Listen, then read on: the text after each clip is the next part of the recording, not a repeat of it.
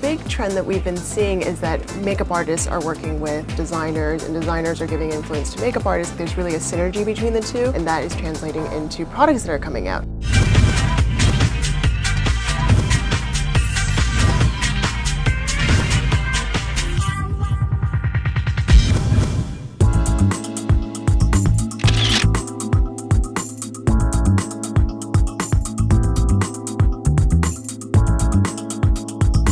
Sarah Silver, and I'm a beauty and fashion photographer in New York City. Today we are shooting new trends in beauty, and we're showing things that I think the average woman hasn't seen yet. We decided to look at what the next 10 years held in terms of new beauty treatments, because we're always interested in the new beauty frontiers. So the reason we did Beauty Almanac for 2010 is because, well, it's the beginning of a new decade and people are always asking what the new big thing in beauty is. What is the next thing that they should be asking their dermatologist about, they should be trying out at home? My name is Christina Stratzis. I am the stylist on this shoot, and I'm the assistant fashion editor at Marie Claire. I think a lot of people, believe that you have to have a lot of money in order to have the best treatments, and what we're trying to say is there are these great new amazing treatments, but it's also something that's a little more accessible to the everyday woman. We decided to do like a top 10 list of things that you might hear about in the next year or in the upcoming years that you might be interested in. One of my favorites was a new contouring laser that you can do yourself.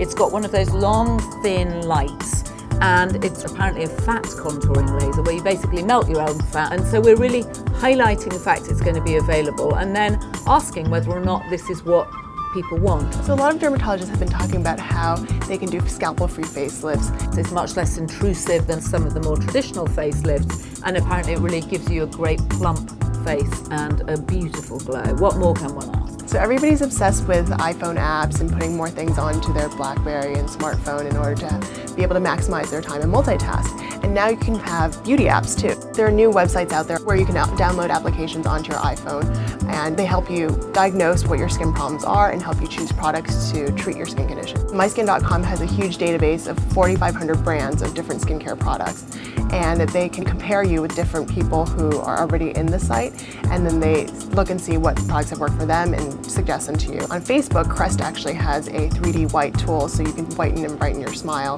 in your photo. We're also going to see a lot of the miracle product keratin, which is apparently huge in Brazil and is really beginning to infiltrate the American market. The big trend that we've been seeing is that makeup artists are working with designers and designers are giving influence to makeup artists. There's really a synergy between the two, and that is translating into products that are coming out. So you get all sorts of designers now coming out and working on colours. One thinks actually of Takoon working with Lancôme to produce a fantastic pink that was very true to his collection. Chris Benz is coming out with a line.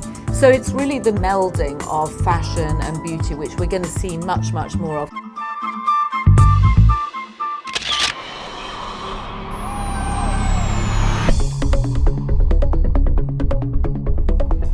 I met Kate Milliken at a party, actually, which sounds like one of those classic editor stories where someone comes up and says, "Have I got a story for you?" And actually it was one of those cases where she really did have a story for us. And she had been diagnosed with multiple sclerosis. She was in her early 30s, obviously extremely depressed about it and very gloomy about the outcomes. It was such a shock. Like, everything for me really moved very, very fast once it all happened, and all of a sudden I was in the hospital and I hadn't known a lot about MS, and to me it was really, from what I did know, a death sentence, or at least a sentence of your life is going to go down a very unhappy path. And then she decided that she was going to really investigate it, do everything she could, which included traditional medicine and some more unusual techniques which are completely unproven. For me, there was a real moment of, oh my God. And also at the time I was single, so I was living in my own apartment, running my own business, coming out of the hospital January 2007 thinking, I have a new reality and it's all mine and this is the way it's going to be. But the combination of what she did, in fact, reversed the disease. This is a very controversial story because people will tell you that you cannot reverse this disease. But what her doctors at Mount Sinai Hospital found was that the lesion that they had found on the back of her neck, which signified that she did indeed have MS, had actually disappeared. So I have my own business. I have a video production company. We shoot interviews for personal tributes. And I travel all over the city to do these interviews. And I'm my own crew. So even though it's great having my own business, there's definitely an element of schlepping that comes along with it, which sometimes can be a grind and sometimes not. Today I'm doing okay. There was just a lot of kind of grappling of what does this mean and how do I feel and how is my life going to be and what can I do? Can I keep running my business? Can I go out on dates? Can I still bike in the park? Like trying to kind of come to terms with that. She is an extraordinary example of someone who really tried to take control of something which feels, and to a lot of people is, completely uncontrollable, and she really made a difference. Every day first of all, I eat something healthy like a piece of toast with some avocado on it, and then I take vitamins, and then I take a shot. It's time for green juice, which it's not the sexiest breakfast drink that you've ever had, but it's a very healthy one. After the green juice, I will be going to yoga, which is why I'm dressed like this. And I find for me and my MS, it's a really, really good thing to do. You know, how often in New York do you stop and take a deep breath and evaluate and just let things stand still? For me, it's been really, really helpful and really powerful, and I think it definitely helps with making me feel better.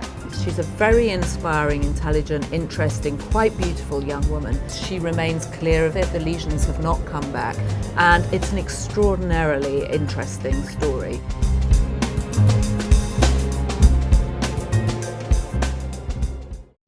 It's Tadashi Shoji. I'm a big Tacori fan, and my fiance and I got our wedding rings from them, and they've just been amazing, and we're big fans, so just out to say hi and play with them and just support. I finished up Mad Men this week, and I am off to Georgia to do a movie with Katie Heigl, Josh Duhamel, Hayes MacArthur, and Josh Lucas called Life as We Know It, and I'm going to start that next week.